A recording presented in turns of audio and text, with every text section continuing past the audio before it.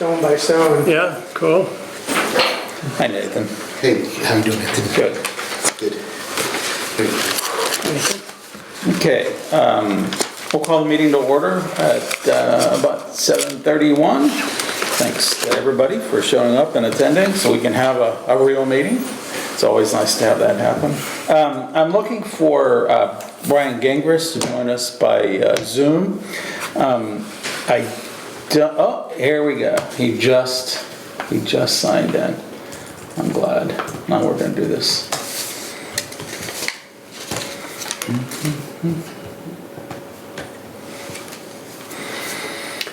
Brian, are you there? Brian, you have to unmute your microphone. You hear me now? Yes, I can. I can't see. Okay. I can't see you, but I can hear you. Really? Yeah, I Let me can't turn see. the up. Yeah. I have video on. Interesting. Not sure why that's the case.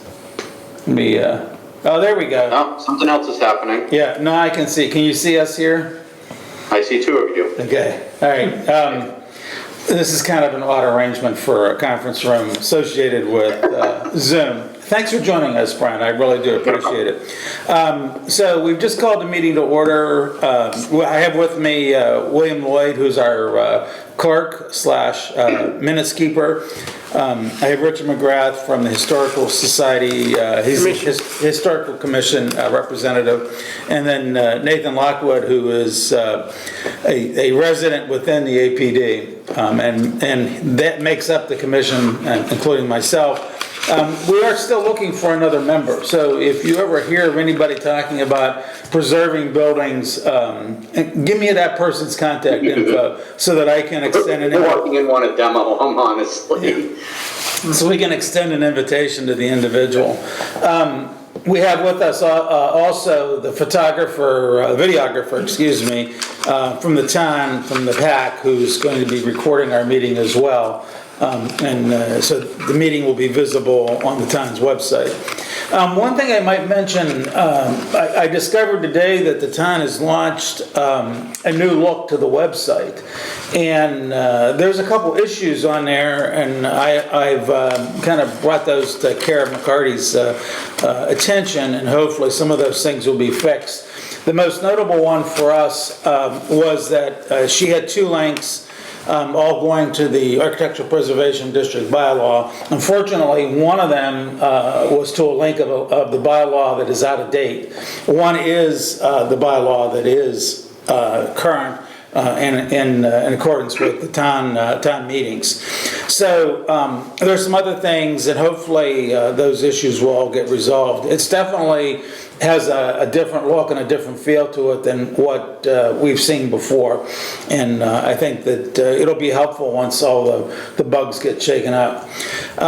The one thing that I did notice is how the minutes are being kept, agendas and minutes are being kept is entirely different than what we previously saw. But that brings me to, unless you have some public comment that you'd like to make, Brian, that brings me to the third item that's on our agenda, and that's minutes approval. Any comments from you as a member of the public? No, the website is a work in progress, guys. It went live today. Surprising, in between inspections, I had a completely different look. Kara has been working on it. They pulled in a lot of old information from the original site, and I don't think it translated great in some cases. Yeah. They're still working on it. Yeah. We'll see how that progresses. Hopefully it'll get better. So at this point, I'd like to have a motion to approve our minutes from the 12th September meeting. Motion to approve? Richard McGrath has moved. Is there a second? Second? William has seconded. Any comments or discussion about the minutes? I've seen those. I don't know whether you distributed to the rest of the group. If not, any comments about the meeting minutes from the 12th September meeting? If not, all those in favor say aye. Aye. Aye. Okay, so those meeting minutes are approved. By any chance, Nathan, were you able to gin up a set of minutes from our 8 August meeting? I will have those at our next meeting. I apologize. I will have them. Okay, all right. Yeah, I've pulled the transcript and done some things with it.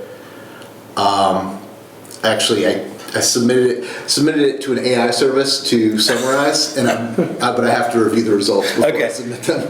That's great. I like that idea, using technology to make our jobs easier. And then the other thing I was going to ask, William, have you been able to send the meeting minutes that we have approved forward so they can get posted? I have not sent them. They're stuck in my Lunenburg email. Okay, I'm in the process of trying to re-log into that service. okay. If But I do you, have them saved in there, so. okay, if you have any problems, please let me know, and we'll talk to Kara or to Dan about, or Suzer IT about getting that Gotcha. resolved. But they are saved. There's a historical Good. change. But I want to get those up for the public record. Those are, meeting minutes are really critical in terms of public engagement. The next item on the agenda is correspondence. We get a postcard from Freedom's Way, the National Heritage Area that encompasses Lunenburg. And one of the things that they have here is the opportunity for a reimbursable matching grant of up to $7,500. And, when I first looked at this, I thought, I'm not sure how much play we would have in that. But one of the things that I was thinking of is that could we use a program like this to have an impact on one of our properties that we deem to be important, historically significant, where someone might be struggling to pay for some improvements or pay for some maintenance.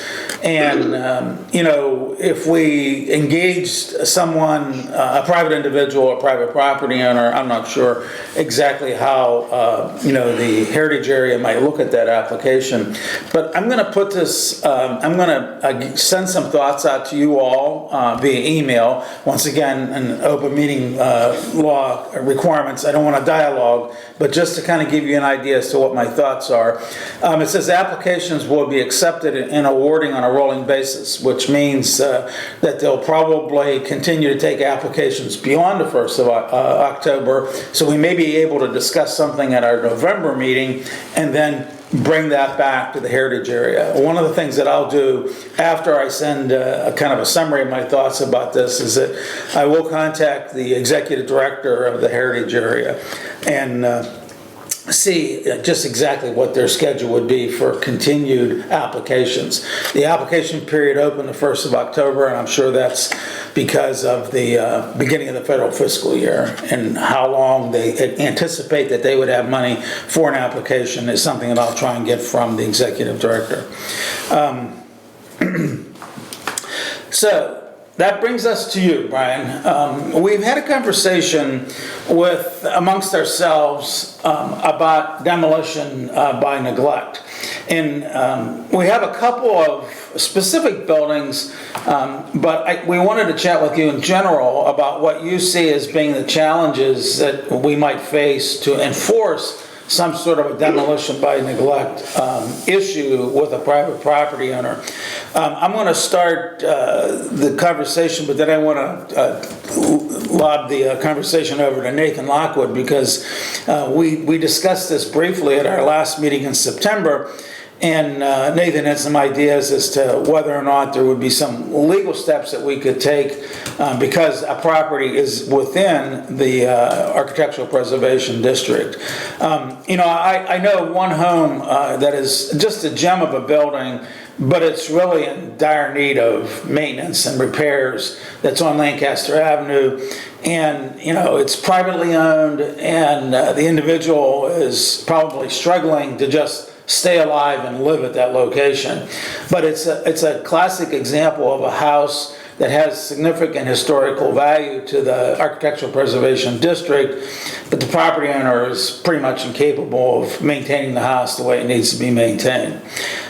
Nathan, any comments that you might want to add at this point in time, and some questions for Brian that he maybe can answer with us? Sure, yeah. So I'm happy we could either get Brian's thoughts first, or I think the relevant section in the bylaw is this 113-11. Just some background real quick, since we're discussing this. I'll try to keep it brief. So I was on the planning board when we drafted the bylaw. We worked with outgoing planning director Adam Burney in terms of putting this together. one of the major intents of this bylaw was to be a strong protection against demolition that was not,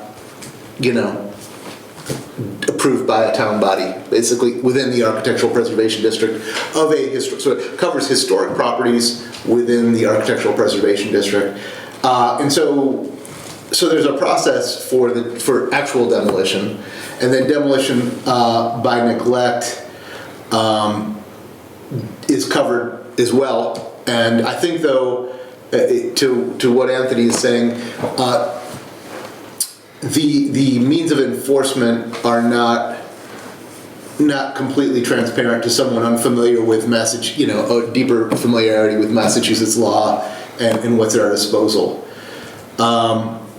So it says, for enforcement, it says, in addition to duties previously set forth in this bylaw, the APDC or the building commissioner shall issue enforcement orders with an immediate cease and desist order directing compliance with this bylaw and shall undertake any other enforcement authorized by law. So that's pretty broad. I don't know, I frankly am not familiar with what the scope of enforcement orders can be. Cease and desist, I can imagine what that might look like, but for demolition by neglect, a little less clear. It says, upon request of APDC and the approval of select board, the town council should take legal action on behalf of the town for enforcement of this bylaw or any order issued hereunder in any court of competent jurisdiction. In the case of demolition, including demolition by neglect, without approval of the APDC, no building permit shall be issued with respect to any contributing property within the APD that caused a demolition of its building, structure, or contributing property for a period up to 2 years after the violation. And then it says, the APDC or its designee may use any and all of the aforementioned enforcement methods to address the contributing factors of demolition by neglect for purposes of preventing a contributing property from becoming structurally deficient or economically infeasible to repair. So I think the scope of what that covers in terms of what is, demolition by neglect, that's pretty well spelled out. I think our real questions are around, what does it mean to be able to issue an enforcement order? And what other means of enforcement are authorized by law in these situations, I guess, whether it's town law or state law. So I guess that's how I would frame it. I guess one last thing I would add. When we pass this, it's my recollection, which could be wrong, that our planning director thought that this would provide some meaningful methods for enforcing demolition by neglect, because we talked about doing some more specific things. He said, no, this is what you need, and this should do it. We've had some subsequent conversations recently on this board about some softer methods we might be able to use, but would require additional changes to the bylaws. But I guess the conversation tonight, as you're saying, is really what do we have right now in our disposal, and So, Brian, or, Mr. Gingras, whatever you can do to shed light on it, it's okay if you don't know the full scope of it, but definitely we're confident that you will have some valuable perspective on this, if not the complete answer. So, yeah, the bylaw on paper looks great. I went through the exercise today of reading the bylaw and exactly how you would enforce it. Okay, we don't have a property maintenance code, so you can throw out trying to do it through a zoning violation or anything. What you have is send a cease and desist, which is to cease and desist the disrepair, if you will, in this case, or the violation, which is the disrepair. They're either going to take the letter and say, oh my God, I could go to court or I can fix this, and they have the means to do it. Chances are, from some of the properties I've seen, they don't have the means to do it. Now we're having to go to the select board and see if the town will spend money on town council to go to court to force somebody to do something they can't afford to do. And it's a weird thing. You're going to end up in court. There is no other mechanism, because somebody's either going to believe the letter and feel threatened by it and have the means to abate what it is, or they're simply not going to be able to. You're basically coming at them with a stick. I was actually discussing this with Adam today. And it's a rough approach that in most cases probably won't be effective other than we end up in court and drag it out for a long time. I know Lunenburg didn't adopt the CPA, so, CPA funds could be used to help in these cases. Unless you've got a building that's really egregious, like the roof is starting to go, but if the roof is starting to cave in, now we're into the realm of the building code where the building should be demoed. So we got to be careful how we pursue it. So as I said, the bylaw on paper is great, but the only enforcement mechanism is to go into court and spend a ton of money to try to force somebody to do something. Other than sending them a letter, and if they ignore the letter, we don't go to court. Basically, the department becomes a paper tiger. All you're doing is sending out letters that people can ignore anyway. So, again, you got to look at each case separately, but if you've got somebody who's got a house, the paint's peeling, the roof shingles don't look great, they're living in this house alone, they are on a fixed income, there's no forcing them into fixing it, there's only forcing them into selling it, potentially to somebody who's still not going to care. And you're not addressing another issue, which is affordable housing. You're forcing somebody to have a house they can afford to go somewhere else. And then another point I want to bring up, we're discussing these houses. If they're getting to that point of disrepair, they're not going to be cost effective to repair anymore. I think I've mentioned, I don't know if I mentioned to anybody on this board, but we adopted new energy code this year that if you've got to renovate 50% or more of the building, the whole building has to be brought up to the current energy code. You can't do that on these old buildings. It makes them tear downs anyway. So we're getting into this catch-22. How are we going to handle it? But to answer the question about how you enforce it through the bylaw, you end up in court if they're going to ignore the letter. And in most cases, I don't think they're going to be able to afford to do much. Maybe they can get some, if it's paint we're talking about, maybe they get some free paint off of Facebook and slap it on some spots. And you've got a polka dotted house on Lancaster Ave or another location. Before we start chasing people down with letters and enforcement orders, maybe we need to find a mechanism to help them fix them first. And then deal with the ones that simply don't care and really want them to fall apart. I just don't know how many of those owners are out there other than maybe a property investor that grabbed it and is hoping it'll fall over. Right, okay, so this is super helpful. I think, and I hear what you're saying about the unpleasant aspect of dealing it when the homeowner can't afford it. However, I think you've illuminated several things very clearly that were not clear to us before.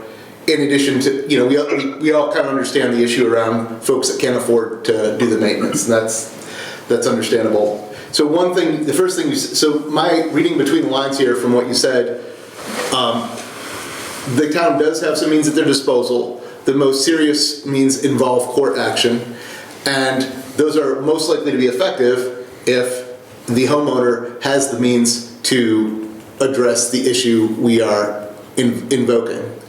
The last thing you said too suggests that the means that we have are pretty good for dealing with, which was one of the main issues with this bylaw, with dealing with property investors whose goal is, to do something else. They presumably would have money to deal with it, and we have the means to deal with them. So that is meaningful, if not cost-effective, enforcement means, basically. One thing to understand about the Historical Preservation District is, cost effectiveness is not irrelevant, but it's not necessarily the highest priority in question either. But I'm really glad you mentioned the thing about the energy code, because that sounds like something we should look into, maybe getting a carve-out for historical preservation in relation to the energy code. And not to not take the energy code seriously, but if it becomes a barrier to reasonable preservation, that's something we may want to look at being able to get exceptions for or something. Brian? Yeah, it's becoming a barrier to affordable housing in general, but when this thing came out, in all honesty, I think I've only met one of you. I'm talking to you from a architecturally significant, historically significant property in Pepperell that I own. It was built in 1780, so I understand what it takes to maintain them. If I were to try to do a complete renovation of this house right now, you couldn't do it. Okay. Yeah. It would never make it, and that's what I'm saying. So we're getting to a weird realm where the state has adopted things that may preclude full renovation of something that isn't necessarily truly a registered historic property. But it's a topic it's a completely different topic. Well, the one that's Right now, we're trying to deal with what we can do with enforcement. Yeah. And that's where you gotta be careful with selective enforcement. We've got, say we have 3 property investors, you wanna, well, you got these 3 that the houses are in disrepair, but you got another 3 that are private owners. You can't just go after the investors. You uniformly have to enforce this bylaw. Okay, so selective enforcement is a problem. Yeah? Conflict, so you're saying the conflict is not necessarily with the town's energy code, It's state. it's state. Now, is this an opt-in to the state, or is this a mandate? Well, this is the stretch code, which the town opted into a long time ago. Okay, And what it says as of January 1st, a renovation is 50% or more of the existing home requires the whole home to meet the current home energy rating system, which you tell you want historically accurate windows and such, you're not going to do it. There's going to be retrofit beyond belief on an older home to try to make it work. These are ratings that a home built last year in some cases don't make. As I said, it's a whole other conversation. It's an affordable housing conversation. It's a bigger picture problem that the state created by trying to make high efficiency homes. okay, well, that's another, I mean, yes, I hear what you're saying, there's probably multiple opinions on that one, but I get what your point. Let's go back to something else you said. So you said, so we talked about, so if the person has the money, putting cost effectiveness aside, we have a means to seek redress, that is, take them to court, basically. Right. If the person doesn't have the money, we're in a pickle, but you mentioned something about we could force them to sell the house. Now, you then made a comment. They're not really forcing them, but I think the court order forcing them to fix it inevitably would drive them to sell the home. Right. You can't force them out of their home. I mean, it's illegal seizure, I think, in this case. You can talk to the town council about that part. But you're essentially driving them out through an enforcement order. Yeah, which I think... yourselves whether that's the right thing to do anyway. I think in practice, we'd want to avoid, and we've talked about things we might be able to do as alternatives, like you said, adopt the CPA, I think, great point, and then putting something in place that would allow the town to put a lien on the property in order to execute the repairs or something like that. Something less sticky and a little bit more carroty, but, okay, but I think... Well, it sounds like we have one particular property here. I don't have the address, but somebody mentioned Lancaster Ave. Yeah, I think let's focus on I don't think this is a hearing today about the specific property, so let's keep it in the abstract. We could talk about different hypothetical properties. There are a couple of properties though, Brian, and one falls in the category where they probably would have the money to do the repairs. Yep. And the other falls in the category of there's no way that person has the money for the repairs. So it's a look at both. Now the other piece that's not in it is that I don't think there's an investor involved in the property where they probably have the money. I think they're actually occupying. Yeah, they're actually occupying. So it sounds like we're pretty. You guys correct me if I'm wrong. It sounds like for the investor situation, we've got the incentives or deterrents in place, I think, to generally drive the right behaviors with an investor, if I understand. So just to recognize the parts of the bylaw that are structured in a way that is sort of workable, that seems positive. Brian, when you first started talking about buildings, you mentioned something about a maintenance code. The town doesn't have a property maintenance code, right? Yeah. So it's not really anything you've seen in most of Massachusetts. You do have some towns that have nuisance bylaws that address overgrowth, dilapidated buildings, and there's an avenue there. Lunenburg doesn't have that. Because if you had it under a zoning bylaw. It's a stick, but it's a less painful one. It's, fines up to $300 a day. Things that you could use to get their attention, and you could always waive the fines if they're working on the property. It's not the same as a court order, but again, we don't have any type of nuisance bylaw, property maintenance bylaw, or anything. There's a model code out there, national model code, but I'm not aware of any towns that in Massachusetts have adopted it. But, my previous experience, Woburn in particular, we had a nuisance bylaw, and we had properties like these hypothetical properties that we're talking about, extreme case of disrepair, and in that case, we actually had a volunteer group, and I think they were on national news at one point, because a volunteer group got together and helped this woman fix her house. The roof was starting to go, the stairs had fallen off, but a group got together to help fix it. Because we didn't have CPA there. There was no funds from the town, or the city in this case, to help. But again, we don't have a nuisance bylaw. I don't have anything that say, hey, you've got extreme overgrowth, you've got 30 days to fix it. Everything with us is we're going to court, we're going to court, we're going to court. Unless it's a zoning violation, which these properties don't sound like they are in any way, shape, or form. That's really interesting. So basically, by adding a zoning bylaw related to this nuisance violation, we could add means to, like you say, add additional pressure to address inappropriate circumstances without having to incur the cost of going to court. Yeah, but a nuisance bylaw is more general across the town. You don't apply it to just a district. Right. Right? Yes. And you define what your nuisances are, and there's a lot to it. Whether it would ever make it through town meeting, I don't know.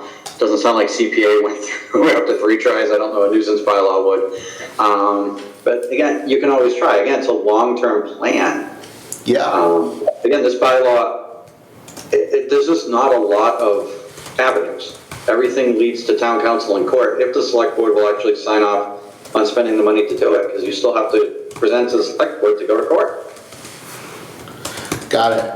That's super helpful, and I love this idea of this volunteer court, because we were kind of boxed in.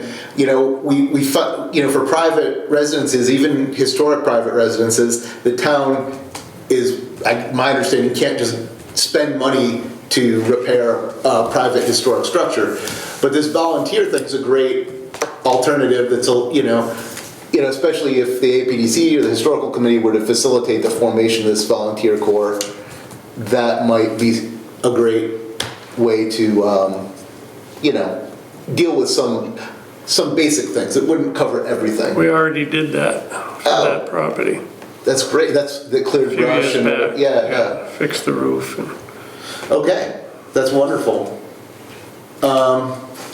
Richard, do you have any thoughts about the demolition by neglect issue? You've been around a while as well, and you've seen from the Massachusetts Historic Preservation email list how difficult demolition by neglect is to deal with in various communities. Historic Preservationists can sign up to a statewide, e-list that brings up various topics, and demolition by neglect has been one of those topics that I've seen a lot of dialogue on, and it always ends up being a really difficult one. It depends on whether the owner has the capabilities and whether the owner, has some sort of a buy-in to historic preservation. If they don't, it becomes a real challenge to change the course of direction for that particular structure. Where we may be a little bit ahead of the game, as I understand it, when we implemented this, was a lot of the towns that are in that bind don't have something like what we have in the Historical Preservation District. So I think our options are quite different if you go outside the Historical Preservation District for the same age property or whatever, not in the Historical Preservation versus in the Historical Preservation. What the town has at its disposal across its different departments in terms of stopping actual like proactive demolition or demolition by neglect is much different than what we have inside. And I believe that these provisions in the APDC about demolition and neglect give us a leg up over many of these towns you may be reading about, where, despite the problems that Brian has gone through us with, there's still a level of tools far above what other places may have. Yeah, exactly. Still stick. Yeah. The problem is when I think you have to consistently use the stick. You can't pick and choose who you're going to send a letter to. It's got to be uniform enforcement. That's usually one of the first things that any kind of good attorney is going to bring to the judge's attention if you've been selective about applying, the demolition by neglect requirements. So I think that would be one of the things that we have to look at. Mm-hmm. But then the other issue is affordability. I think that you can't look at someone and say, well, they can't afford it, so we'll give them a free ride. I think that's very difficult to do. And even though the investors may have the money to fix up an old building, I think if you're giving others a free ride, they're not going to take they're not going to look at that very kindly. Okay, so I think it sounds to me, I think these are potential issues. Yeah. And I think we got to look at how to kind of patch up is not the wrong word, but address these things. I think there's a lot of great things coming out of this conversation about different patches we could do to, patches is the wrong word. To, different updates we could make to, Windows Update, thanks for the reminder. Different updates we could do to kind of make it more cleanly enforceable. On the selective enforcement, I mean, you know, giving us the tools to allow us to enforce in a non-cruel or whatever, not, you know, way on low-income homeowners. That's one approach, and probably one I think we should pursue. I wonder, absent that, I wonder if there are things we could do to update the bylaw to sort of recognize the problem in the bylaw so that it's not like discretionary differential enforcement, but more like, you know, the bylaw recognizes whereby, you know, people of little means are going to struggle to correct the situation. The APDC, this bylaw reserves the right to Waive the penalty or waive the fee or... or essentially apply it to people, you know, to, yeah, exactly, waive the penalty or delay, you know, go in a different, not treat them the same as folks that have the ability to pay. I don't know if that's legal, that's something we'd have to run by, you know, council. But I think the combination of these things, having ways to deal with it, plus being able to avoid it when we really can't deal with it, might help us get there. Can I make a suggestion here? Yeah, absolutely, Brian. Does your commission have access to the monthly town council meetings by chance? We do. And, but we haven't brought anything to him, but we do have, we do have the opportunity to do that. My suggestion would be to run by town council if we could enforce or change the bylaw in such a way that we could also utilize 21D, which is the fines up to $300 a day. That gives a lot more discretion in my office that we send a notice, and if an owner responds, saying, look, okay, I want to take care of this, I need 60 days, we can give them the time and stay the fines. Again, it's a lighter weight stick that could become more of a carrot, if you will. Right. Before you then have to take the actual court action. It's an idea. It's a thought. It kind of goes along that nuisance regulation where it was enforceable by zoning instead. But inserting additional language that you've got these enforcement options, but under demolition by neglect, certain conditions could also be a trigger for a 21D enforcement or 21D fines, if you will. Yeah, it's something to talk with town council about. I'd gladly go to the town council appointment with you guys if you want to talk about it. It's an idea. Again, it may be something more palatable at town meeting, maybe, I don't know. Kind of have to weigh what people actually approve too, so. Yeah. That's really interesting and valuable, Brian. Question on that. So just to make sure I understand what you're saying, this 21D, you're saying that you're not suggesting that there's already, the council might say, oh yes, you could do this right now based on the existing structure of our bylaws. There isn't, this bylaw is not under zoning. I have certain enforcement ability that I can utilize through zoning, and I believe a couple other sections of the bylaw that reference 21D. That 21D, so say somebody puts up a shed over the weekend on their side lot line, and I get a call from a neighbor. I go out, yes, that's the line. You know what, they're in violation. I send a notice.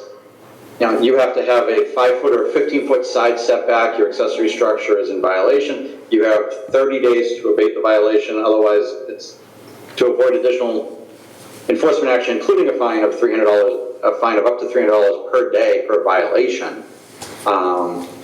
And you know, it's one way to do it, but you need to have the language empowering that enforcement first. I can't just say, you know what, their roof is, shingles are coming off and their paint is peeling. I'm going to send them a notice that I'm going to utilize a 21D violation because I'm not empowered under our bylaw to use that. And the question is for town council whether or not we can legally work that in within just the district. Into just the district, okay. So yeah, because it's selective to just one area. So it's a little bit more of a complicated conversation, something I'd love to have with him if somebody from your commission wants to go in on an appointment with him. at least get the conversation going and see We'll if do there's that. some way, Yeah. some from there, we can work on rewriting the section of the bylaw, and I'll gladly bounce drafts back and forth with you guys to figure it out if we can do it. We'll do that. We'll do that. That's a great suggestion, Brian. That's amazing. It's a lighter weight stick. It's not just running to court, where I don't know if the select board's gonna say, here's a blank check to go make somebody paint their house. That may not go over so well all the time. Yeah, that's absolutely true. And so, so just to be clear though, you don't think like the stuff that's under enforcement in the bylaw now is enough to allow you, even in the best of case where the lawyer says, yeah, theoretically you could do that, but you don't think the trigger language is there in the current bylaw to allow us to potentially use that now? I get thrown out of Fitchburg District Court if I issued that and somebody appealed it, because it goes to district court in that case. Okay, I get thrown out. I don't have a legal pathway to write that ticket right now. Okay, so you can't do it as a violation of the APDC, basically, is what you're saying? No. Okay, got It's not there, it. Got it. because the language just doesn't exist. Other sections of our bylaws specifically state 50, 100, 150, 200 per day violations under 21D. This one, there's just nothing there. Got it. Okay, that's great. Thank you. And just to be clear to the public watching this meeting, our goal in all of this is not to, go out and aggressively, fine and punish townspeople for things. It's just really finding a way to make sure that we have the ability to, without excessive cost to the town, when we need to, enforce this bylaw that is here to enforce, to see that the town center's architecture is preserved in a way that was desired by the town and passed by town meeting. So I just want to be clear, because we're talking a lot about penalties, but it's not because we get excited about penalties. We get excited about just, having something so that when we're trying to achieve the town's goals, people can't just wave us off and ignore us, because then the law becomes ineffective. These tools are valuable so that we can do the town's work on behalf of the town, basically. So that's all. Just 1 minute. Well said, Nathan. Okay, any other comments about this particular subject? No, I think Richard, anything else? Hey, Brian, thanks very much. Some good dialogue, good suggestions. You're more than welcome to continue to stay with us, but you've accomplished, with your participation, what we were looking for from you. So thank you very much for joining us this evening. Yeah. I'm gonna get some kids in bed. I'll see you guys later. Okay, we understand that completely. Thank you, All right, Brian. Thank you. You're welcome. Right. Okay, that was very helpful. I'll take on the task of trying to find out what the town council schedule is. Elaine sends those out. I've been ignoring them. Now I'll go back and look and see what times we have. She gave the schedule for, I think, through the end of the calendar year, and I'll have to go back and talk to her about when we might schedule a meeting. And then I'll let you all know when the meeting is, and then if you have time you want to join us, fine. If not, then we'll proceed. It sounds like Brian wants to be a part of that conversation. I think it is something, we've talked about there's no way we were going to do any changes to the bylaw for the November meeting, but maybe this might be an item for the annual town meeting in May. But I still think that finding money like, grants and maybe the CPA, and creating a pot that gives the town some money to provide folks who can't necessarily afford this a way to preserve their house, and then maybe, a way to incentivize someone who can afford it by paying part of it. I think there's all kinds of ways of protecting the interests of the town, both from a standpoint of preserving the historic structures, as well as preserving the town's financial commitment to that. I think there's ways of saying, hey, if we give you money, we want this back in return, as a benefit to the town. So, all right. Any other comments about demolition by neglect? Let's move to our old business. Actually, I have one other item under current business which isn't on the agenda, but which I saw yesterday. We approved the renovation, restoration work at Town Hall, I think last spring. And one of the conditions was that we wanted to see what the cost would be to restore the chimneys versus eliminating the chimneys. Our approval was conditioned on that. And the town did finally get a bid on this project, which I think was originally estimated, the appropriations, I believe, were about $70,000. The one and only bid came in at $300,000, which doesn't surprise me. For the whole project. Yeah, for the whole project. Originally, it was estimated at like $70,000. That's what was, a little less than that was appropriated at a town meeting, I think, in '21. So I think that's an indicator of a couple things. One is, what I'm very concerned about the Ritter building, because they haven't put that out for bid yet. But if a $60,000 or $70,000 project came in at $300,000, it's going to be very interesting to see what the handicap ramp and the exterior renovations, which we approved the CTA last week, to see what those come in at. I mean, I think that's going to be something that is, and I've been saying this, I don't think there's enough money in that project. And of course, the fundamental issue with that is that we have a very old historic structure that's in dire need of maintenance, and that needs to happen. But one of the things that was in the language of the summary related to capital improvement projects was that the facilities manager, Chris Ruth, is now going to focus on doing this in phases, and the first phase is going to be the chimneys. So with your concurrence, I'll go ahead and talk to Chris and ask him to report back to us what that phase would look like, since we had made that part of our conditional approval of the CTA last year, just to make sure he's aware that that was in the CTA language that we gave to the town in the spring of 2022. But I think it's going to be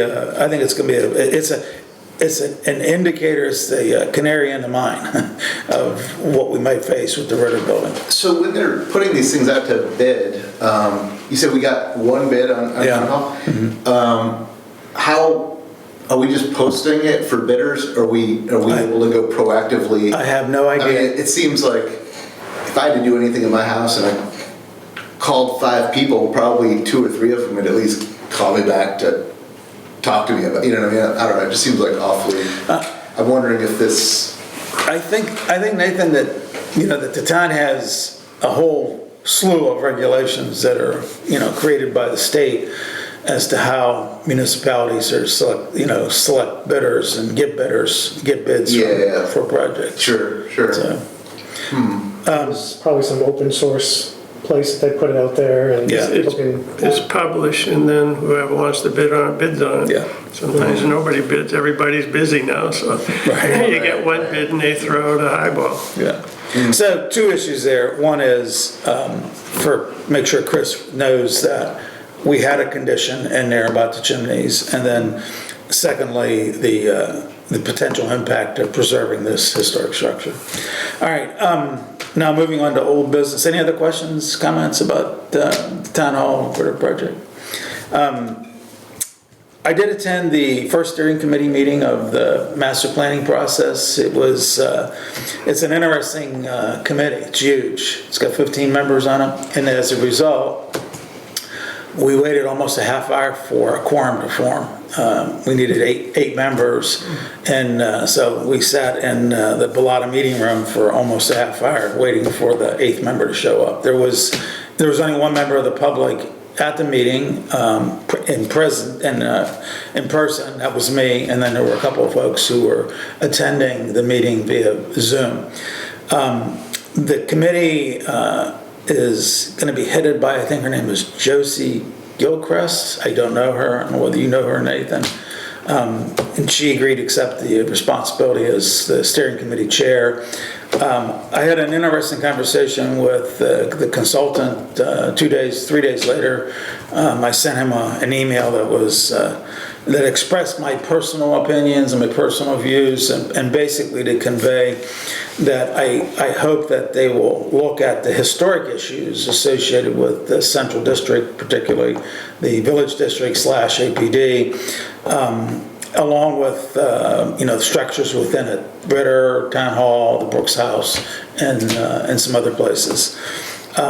It's an interesting consultant. Company's called Over Under. They've done work locally, close to us in Ashburnham. They've also done work internationally in places like Saudi Arabia and Emiratis and United Emiratis, and so they have a nice mix of experiences. I will continue to follow the steering committee's process. They're going to have a website supposedly up and running that will allow town residents to provide input into the master plan. So I would encourage you to look for that. And then I asked the consultant if they were going to survey passively or survey actively. And he said, what do you mean by that? And I said, well, survey passively is you just, say, hey, tell us what you think, fill out this form.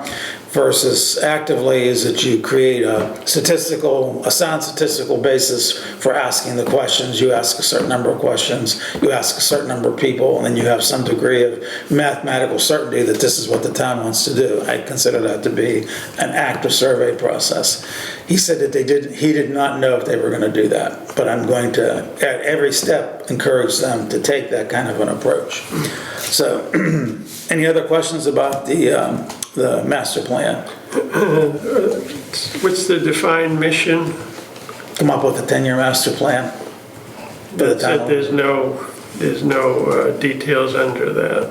Well, I haven't looked at the statement of work, Richard. The planning board's been responsible for crafting that statement of work. And I do know that from speaking with some of the members of the planning board, they want the plan to be valued. They're interested in getting something that can guide the town's development for the next 10 years. I think that was one of the reasons why they created a steering committee, which is huge. I don't know why we weren't, or the historical commission was not asked to participate, but I think that there needs to be a voice for historic preservation, not only for the APD, but as well as for the town as a whole. So we'll continue to monitor that, and that was one of my personal comments that I made to the consultant. Is that this is an old town, it has old history associated with it. We're getting ready to celebrate our 300th anniversary, and the plan needs to reflect that. All right. Okay. I talked to the town clerk about our desire to send out a mailing, and she waved me off. She says, go talk to the assessors. They'll help us with that. So we'll continue to pursue that. But what I wanted to share with you tonight, I actually worked on this today, and I thought, well, I'll just bring a hard copy. But I will email you a copy so that you can make some notes and some suggestions. But this is kind of a draft. I like to work in outline form, when I do something that's eventually going to lead to a document that has multiple words. The other thing about a brochure is that brochures should be sweet, short, to the point, so I think it kind of lends itself to at least a bullet outline as a starting point. And this is, William and I can relate to this, I'm sure. The old white papers go no more than one page, right?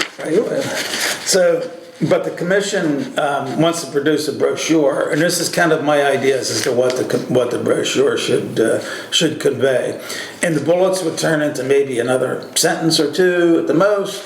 But what I want to do is I want to have words on one page and then pictures on another page, so that they can get an idea. You can make comments now, or we can talk about this in more detail as we get to our November meeting. But if you want to just kind of run through it, I wanted to say, I looked at the National Register Historic, Lunenburg's National Register Historic District nomination. And while the overlay for the Architectural Preservation District / Village District is not a perfect match, because lot lines have changed over the years since that was approved. But it's pretty close. The National Register map is pretty close to what the APD is. And there's a lot of information in the National Historic Register district nomination that should be communicated to the residents who live in this district.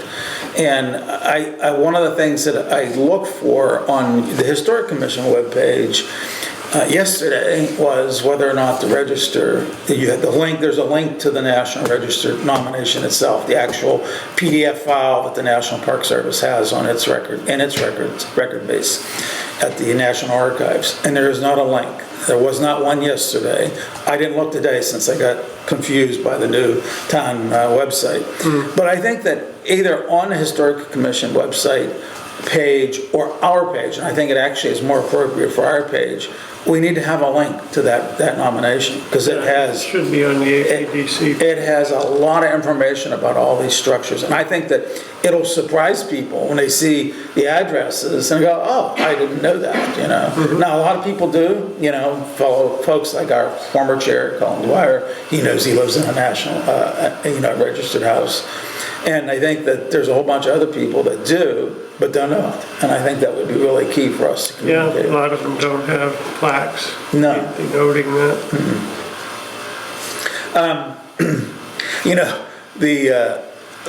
Structures over 75 years old. You know, in Ohio, we said structures over 50 years old. I'm not sure why. It's 75 years in Massachusetts, but that's another important point. Which, by the way, if you look at TC Passios, we're at 70 years and counting on TC Passios. You know, if the Lunenburg Municipal Building Design Committee doesn't do something soon, it's gonna fall into our laps because of the 75-year timeline. The building didn't get named TC Passios until 1963 or 66, but it was, it was commissioned as a school in 1953.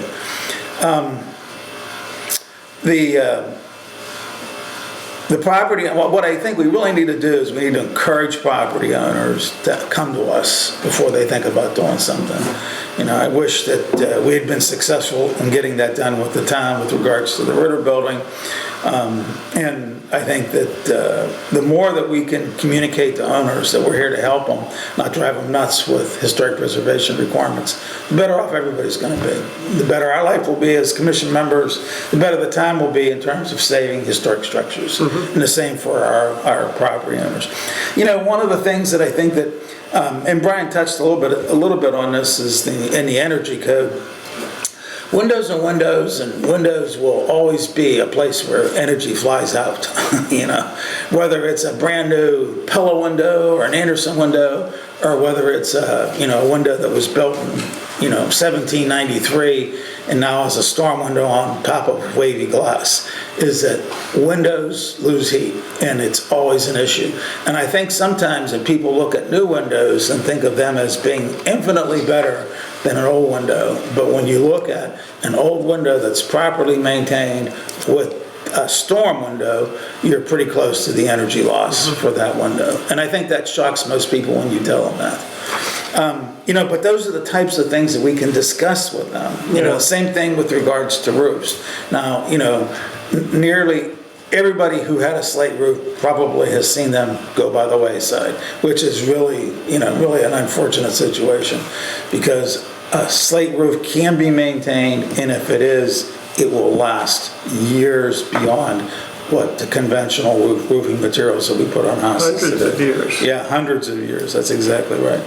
So, the other thing that we got to make sure, and I was surprised to see the ad for a new land use director in the Lunenburg Ledger last week, but we got to make sure that we continue to have a strong. I'm assuming that the APDC at LunenburgMA.gov is coming either to Adam or coming to Aubrey, because it isn't coming to me. So we got to make sure that that's being monitored and that it's being looked at. And do we have somebody out there that has, question or comment, and they use that website, that it's not, or that use that email address, that it's not ignored. And then, Somebody's gonna be checking, hopefully. Yeah, I'm not, I'm not either, so yeah. Because usually districts like that, they can make it so if they email that email address, it would go to the four of us. Yeah. Which would be ideal. Yes. Yeah, because then it doesn't rely on whether Tony looked at his email today, So that's one of the, and that was one of the issues that I was looking for when I got on the webpage today. I went, wow, this is all different. This is crazy. There's some inconsistencies in here. So, Yeah, I didn't receive any notice at the Historical Commission. Yeah. So real quick, you mentioned, Adam, just so my understanding from the select board meetings that Adam stepping down and taking the jobs, that they're probably gonna be hiring someone new there. I just wanna make sure everybody was aware of that. Yes, like I said, I was shocked to see the ad in the Lunenburg Ledger, advertising the position being open. But that's critical for us because he's our staff contact. We need to make sure that whoever comes in is aware that we exist, what our mission is, that we have a good open line of communication. So then I said, I want a map of the district. William, you have your questionnaire. I'd like to get that onto this document. And then photos of select historically preserved structures. Like Cullen's house is beautiful. There's a house right at the edge of the district as you're coming up. I think it's Leominster Road. It's a kind of a dark purplish maroon colored house. It's beautiful. It's a well-maintained structure. Has storm windows. The house is just magnificent as an example of what you can do with an old house. So those are the kinds of pictures. And then, I don't want to show anything. I don't want to show a house that's that's neglected. That's not what this is all about. It's to inspire people to want to maintain their houses the best way possible. So I will email this to you all, and then you can mark it up, edit, add to, and then we'll discuss this again with the intent of bringing this to a printer, so that we can mail it out before the end of the calendar year. So you're going to come up with the actual example of the brochure Yeah. with the photographs? Yep. And you're gonna mail it within the district, basically? Yep. Okay, gotcha. Yeah, because that's really where we only have authority. I don't want, like somebody who lives, like on Northfield, a nice old historic house, and says, hey, what can you guys tell me about how to do my windows, how to do my roof? We certainly would welcome a dialogue with them, but we don't have any authority to do that. So, okay. One other thing on these topics, in the past, the APDC had discussed having informative signs at particular historic sites in the district, such as the Lower Common, where Minutemen mustered to go to Lexington. So having that on a sign with the history of it, as well as perhaps the town pound, with the history of the town pound being voted to build it in 1764, and how that came about, and other sites in town to inform the people that live in the district, as well as people that pass through the district, of the historic significance of this place, which I think is often lost in the busy day-to-day hustle and bustle of everybody. I think that makes a difference, and it educates people of the value of the district and maintaining it. And then also we had talked about a brochure with a walking tour. Previously I think the elementary school or junior high had a walking tour every year when they were studying Lunenburg history. They would go around to the different, the town pound, different sites and significant houses. If there was a walking tour brochure that pointed out people that could go for a walk through town and point out the different architectural significant places and the different history. And then if you had historic markers, that would be part of it. Neat. It would also generate people moving around in the town rather than just driving through. Do you think the Historical Commission would work with us on that project? In what way? Well, coming up with the details of the historic structures. Why are they, Oh, yeah. It would be better to ask the Historic Society. Okay, They have all the information. okay, all right. Markers, signs, let's say you're in Lunenburg and this is our history. That's a great program. but really hard to execute. In what way? Well, first of all, you got to have a wayfinding approach. You know, you got to have, you know, like for this to be successful.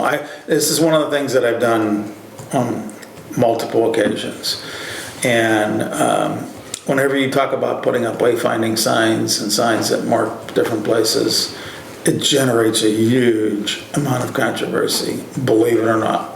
And then the other thing is, it's pretty expensive to do signs. You know, even like, you know, there's a whole range of inexpensive signs that last a year, expensive signs that last 15 years, and signs beyond that, you know, life of a sign beyond that is generally not available, which then means that you have to have a program to continuously maintain them. I think it's a great idea. Well, there's lots of signs I've seen that are bronze and they're dated into the early 20th century. Right. No, those signs are long-lived, no doubt about it. But then they're also expensive. Yeah. So, Yeah, quality costs less in the long run. yeah, it does. Yeah. But I think it's another great idea. So we'll add that to the list of things to And do. it doesn't always have to be all at once. It's, Yeah. you have a budget to do Piece at a time. annually, and it can be done over the years as an ongoing project. You know, I think maybe, I made a note to myself, since I'm on the 300th anniversary committee, and we've been talking about various things to do, and talking about, you know, how to engage the town with the town cemeteries for the 300th anniversary. But a walking tour might be a great 300th anniversary project. You know, Yeah, it would be, yeah. So I've added that to my, I'm gonna And bring that. it would be a project too, for CPA funding too, would also take up half that cost Yeah, and get a lot done. One of the members, Kevin Buisson, on the Historical Commission had come up with the idea of having markers where things aren't anymore. So a marker in front of this building with a picture of the Revere House and what was here and the history of that tavern. Things like that add to the dimension of the town, what was here before and what's here now. It adds a whole new dimension to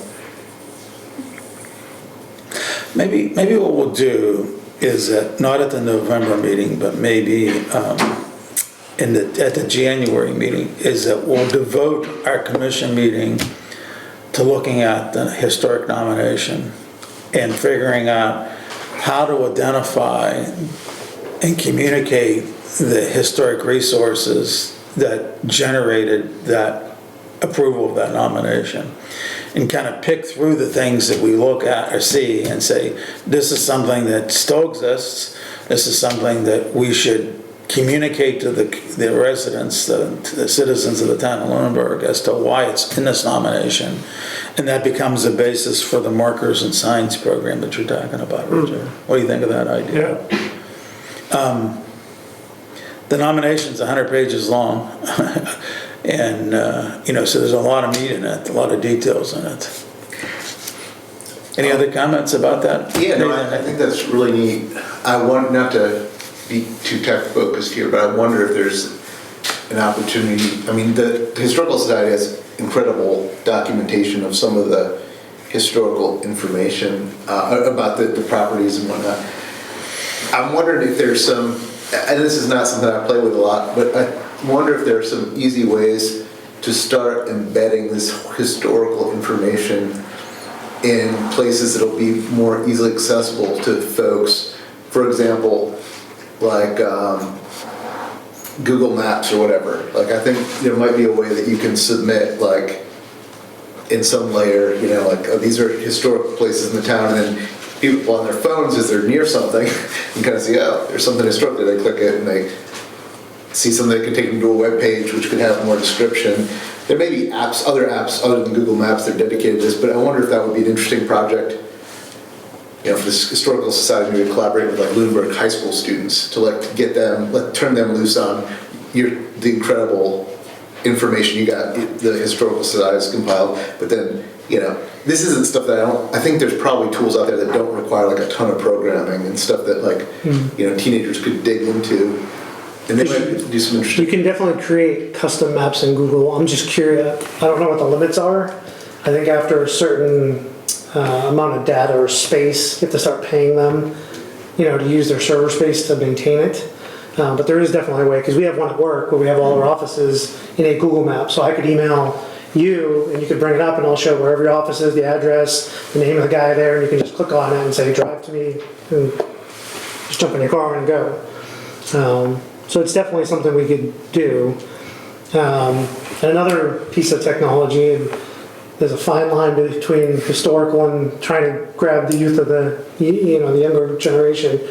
But if we're looking at signage, maybe some type of, not bronze, but another temporary sign with the scan codes. Oh, yeah. Especially for the kids, where they can go up, scan the thing, it shows a picture of the building. When, the historical photos of the building, they can scroll through their tablet or device. And So they could dig deeper than the sign.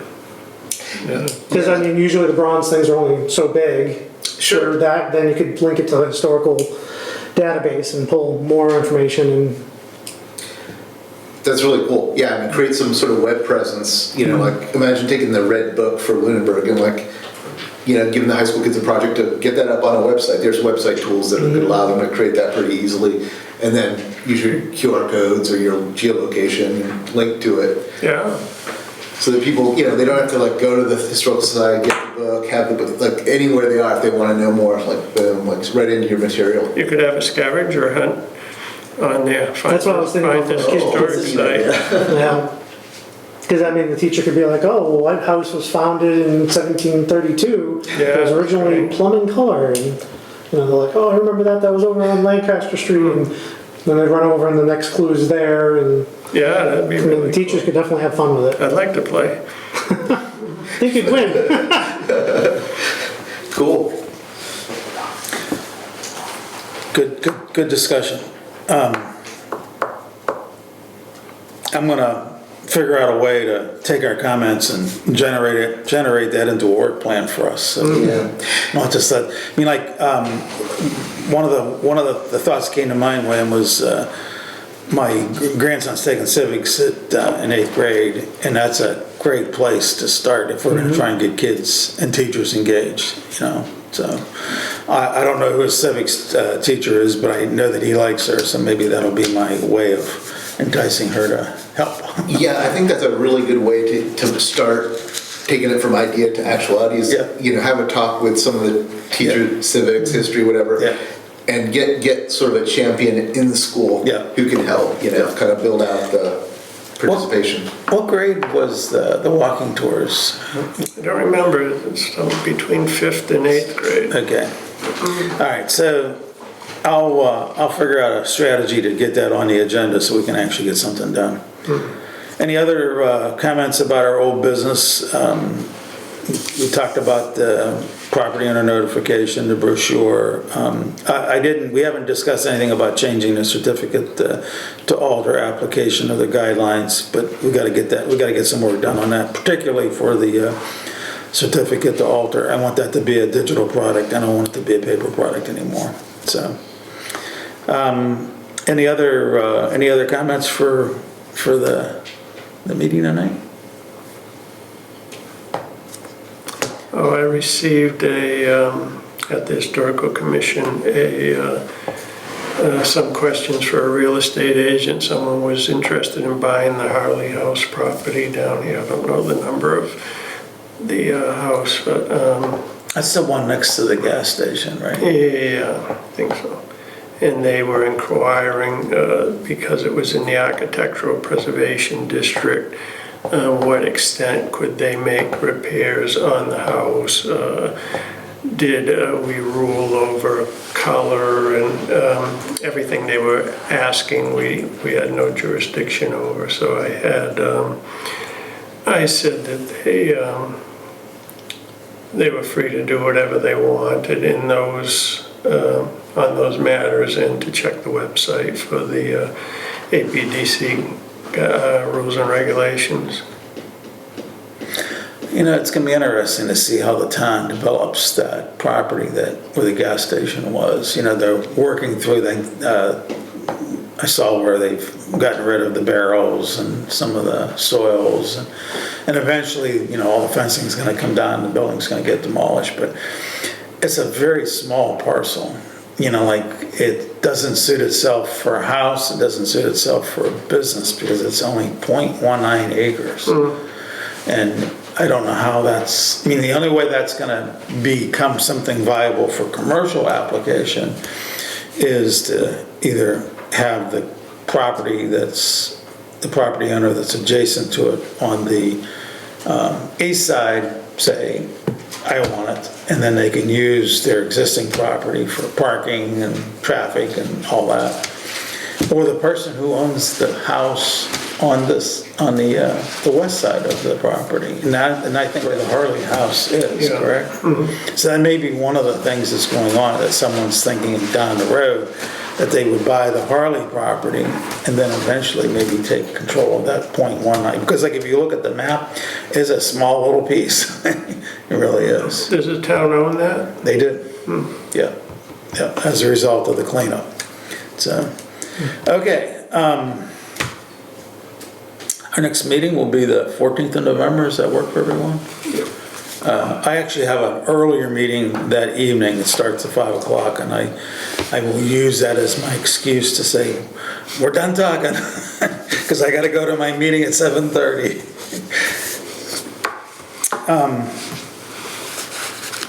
All right. If there's no other comments or discussion items, I'll entertain a motion to Motion to adjourn. all right. Second. All in favor, say aye. Aye. All right, so we're done. Thank you very much. Thank you.